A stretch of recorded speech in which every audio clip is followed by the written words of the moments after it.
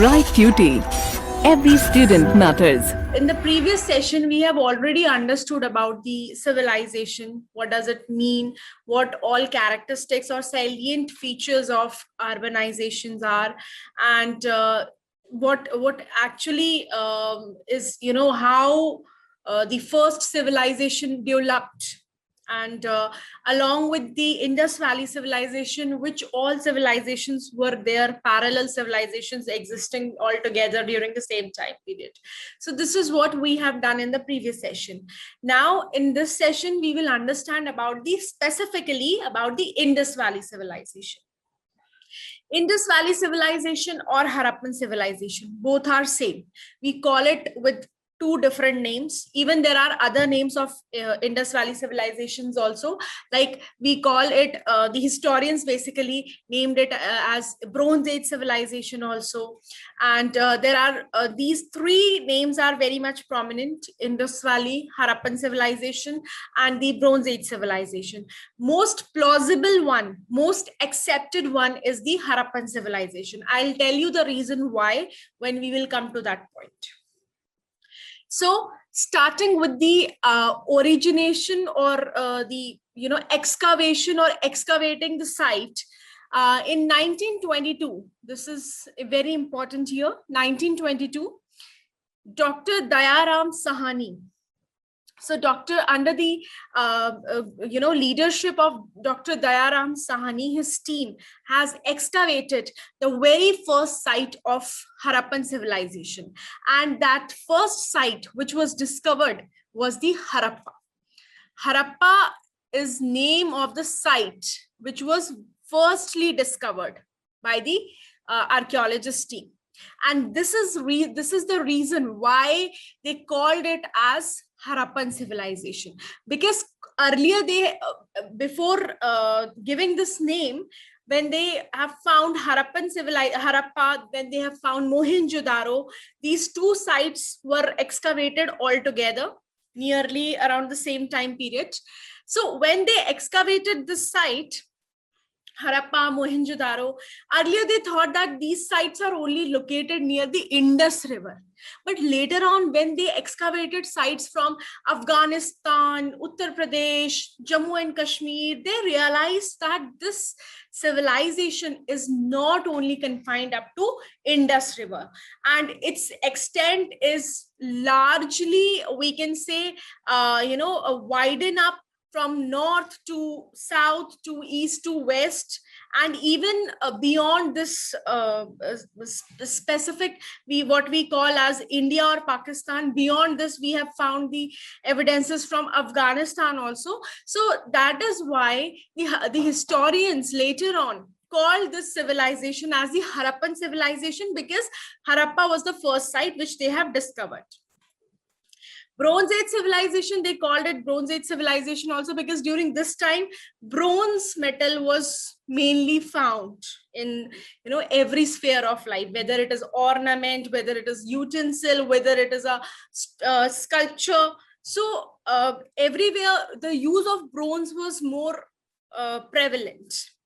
So under the guidance of Dayaram Sahani in 1922, the Harappa was discovered.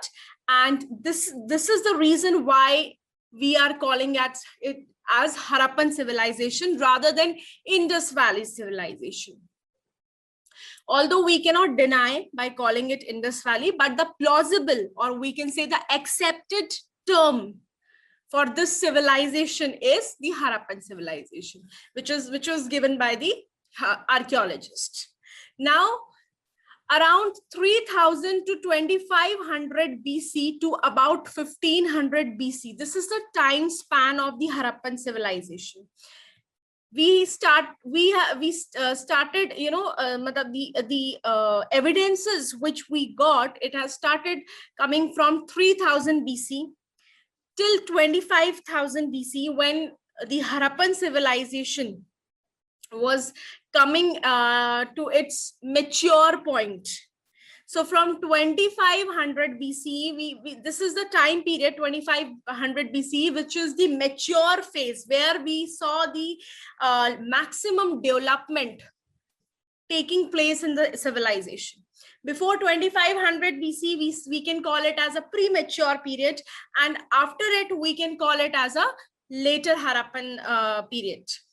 And it lasted till 1500 BC, after which the evidences of Harappan civilization completely got vanished. So 1500 BC has been marked as the declining point or the end of the civilization. Now, apart from this, Harappa and Mohenjo-daro, which these two sites are the earliest site which was discovered by the archaeologist. As you can see on my screen, there is a image of map. And here you can see the green one, the green highlighted one is the earliest site which was discovered, which is the Mohenjo-daro and Harappa. Now, as you can see here, Harappa is moreover, based on the Ravi River, and Mohenjo-daro specifically based on Indus. So Harappa and Mohenjo-daro, these are two earliest excavated sites. Apart from these sites, as you can see on my screen, Lothal, Dholavira, Chanhu-daro, Ropar, Banavali, Kalibangan, Alamgirpur. These are some other important sites of Harappan civilization. Even we can say Rakhigari also. As per recent excavation, means as per the updated information, Rakhigari, earlier it was Mohenjo-daro, but now it's a Rakhigari, which is the largest site of Harappan civilization. So these are some other important sites. Now Harappa, as I told you, the location of Harappa, here you can see on the map that Harappa is situated on old bed of the river Ravi in Sahiwal district of Punjab. And the word Mohenjo-daro basically means the mound of the dead. And this city is located on the right, you can see, just right bank of the Indus River in Larkana district of Sindh. And both of these sites, Harappa as well as Mohenjo-daro, now you can see it is in Pakistan. Maximum sites of Harappan civilization is now in Pakistan, because we are talking about the time period 1922, when there was no partition and this all together was considered as Hindustan. So during that time period, it was all Hindustan, but after 1947, we have to see that which all sites have gone to which part. So maximum site has gone to the part of Pakistan. Yes. So now the another important point which we have to cover here is about the sources. For every history chapter, first we need to understand about the sources. What are the sources to understand about the Harappan culture? So as I told you earlier also, although writing, the people has started writing during this period. People has started writing. There was a good literacy rate in the means evident in the civilization, but the problem is that the language is yet to be deciphered, means yet to be decoded. So due to this reason, we are unable to understand what exactly language is written on the scripts which we have found as an evidences. So we are now only left with another type of source, which is the archaeological source. Literary source got eliminated because we don't know the language. Historians, archaeologists, they are already working on it. So now we are left with archaeological sources. What all archaeological sources are available? So the important archaeological sources from the Harappan civilization are like seals, jewelries, toys, potteries, and along with some architectural remains. These all things throws, the light on the civilization. And the historians have actually perceived, or we can say assumed, or have taken the perception about the civilization through the evidence which they got from, the archaeological sources. Now, special features of the cities.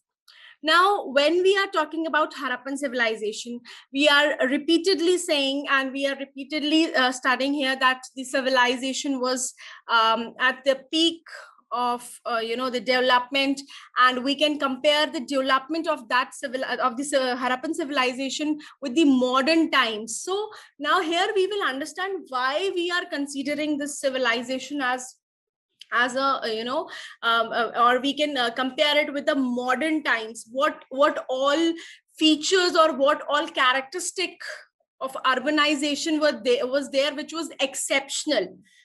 So first, let's see, there was more than 100 settlements along the Indus and its tributaries. So the settlements were many in the Pakistan and Indian region. As I told you, there are so many sites. So more than 100 settlements archaeologists have found along the Indus and its tributaries. Now, because we are talking about the important features, so first we will look into the town planning of the Harappan civilization. Now, when we look into the town planning, what is so different? The Harappan civilization town planning was famous for these all factors which I have mentioned here. We will look into it one by one. First of all, grid pattern. Now, what is this grid pattern? I am just making here one rough sketch of the town planning of the Harappan civilization. As you can see on my screen, this is a broad road, which is intersecting each other at a right angle. So this is basically called as grid pattern, where on the four sides, settlement are there, and the roads are intersecting each other exactly at a right angle. So there was a proper accuracy. We can see through the evidences that Harappans were very good in mathematics. They knew about the accuracy and calculations, and because of this, they have good architectural skills. So grid pattern was there. Secondly, they were using burned bricks. In the time when we can see the entire world was living in the hunter-gatherer or nomad life, during that time, these people have started constructing their houses through burned bricks with the ratio of 4:2:1, which is the present day brick ratio, which we are using to construct our houses. Another part we can see is the citadel and the lower town. Now, the town planning, this was about the the proper organization, like how it was not like the narrow roads which we can see today in the so many localities. It was not like that during the time of Harappa. They were having proper broad roads with proper grid pattern of settlements, with accurate measurement of the houses, and the entire town was divided into two parts. The entire town is divided into two parts. First is the citadel, the upper part or the upper town, and the second part is the lower town. So what is this upper town and lower town? Upper town means the area which was quite uplifted, and it was having less number of settlement, and the architecture or the buildings which we found from the upper town, that is not basically for the resident of common people. Those architecture belongs to the public gathering, or we can say it was for the common, for everyone. So we saw granaries, warehouses, and assembly hall, these kind of grand and big architecture from the citadel or the upper town, which was fortified. Even the lower town was also fortified. Now, what is the lower town? Lower town is at the lower level as compared to the citadel, and in the lower town there was houses, or the resident of the common people. So those lower towns were more populated, and the common people used to live in the lower town, but in special gatherings they all used to assemble in the upper town. So upper town is at the slightly upper level but small, but lower town is large. So the entire town was divided like this only: upper town and lower town. And upper town we call it as citadel also. So now this is the another important part, how the town was divided. After that, we see there was a granaries. Now granaries are what? Granaries are used to store grains, surplus grains, which can be used in the time of calamities or shortage. So these granaries were also, there in the citadel or the upper town. There was another important architectural feature, that was the Great Bath. Now, what is this Great Bath? Great Bath is still a mysterious architecture part, which the archaeologists have found from only one site of Harappa, and that is Mohenjo-daro. The Great Bath has been found only through one site, that is Mohenjo-daro. Granaries are in all the settlements. Lower town and citadel is also are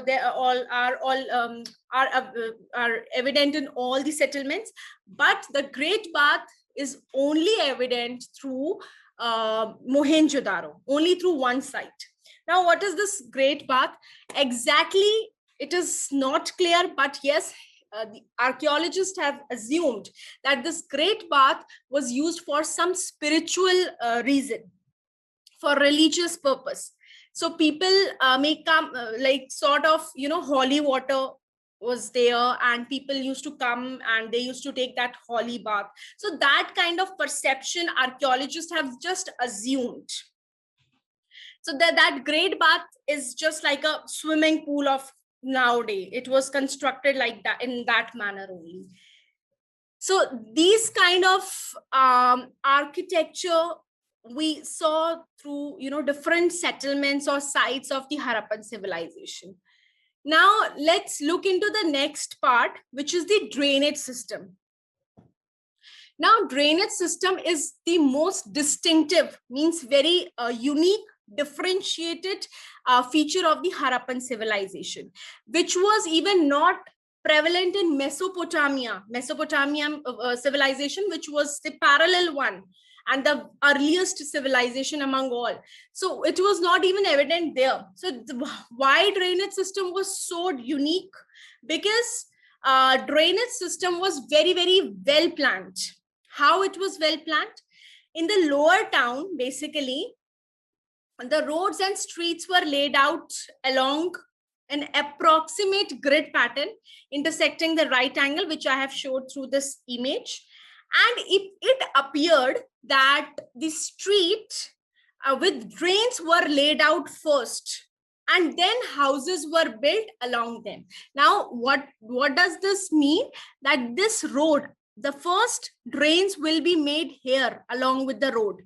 And after that, once it will get set up, the houses can be constructed here, and they can connect their own the houses drainage pipe with the main street pipe. Means the way today we can see in the we can see today's drainage system, just exactly like that it was there in the Harappan civilization. Even we can say in the more advanced way, because they are planning it first prior. They are initially only they are laying out drains along with the street, and then they are constructing houses.